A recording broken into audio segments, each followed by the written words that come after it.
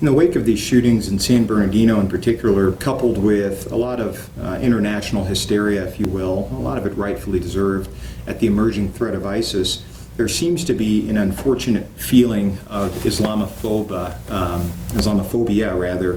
sweeping the country, and a lot of it seems to be promulgated by prominent GOP candidates.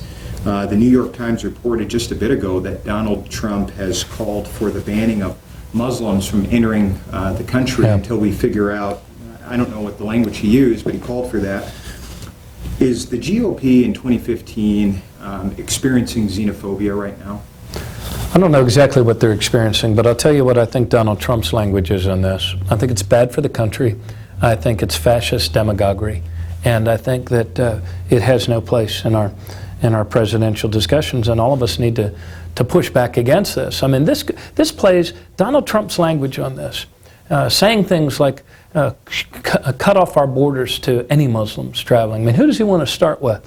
Those Muslim Americans in our armed forces wearing the uniform of the United States that can't come home? Engineers, men and women that are the face of the United States doing business in this global economy.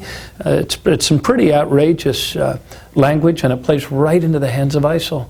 Because what ISIL wants is for this to be framed as a conflict between Islam and Western democracies. And Donald Trump is playing right into it. And all of us need to push back against it. I hope that the Republican Party discovers its soul. Because when Donald Trump says things like this, he is not reflecting the party of Abraham Lincoln, who constantly reminded us and affirmed our common humanity.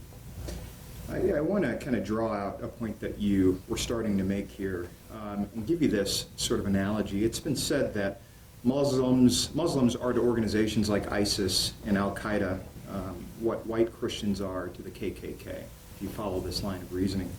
Is America above the criticism that we too have within our own borders religious fanatics who don't practice Islam, but rather practice an extreme and contorted version of a Judeo-Christian religion? Well, I think that's, I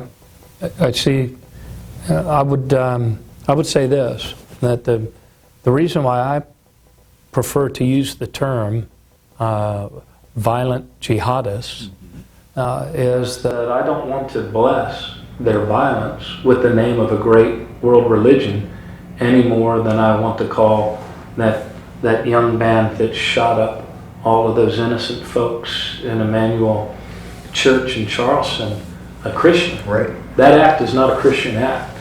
That act was an act of domestic terror, as this was an act of terror.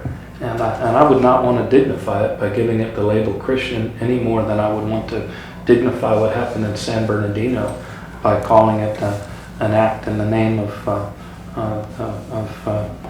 Islam.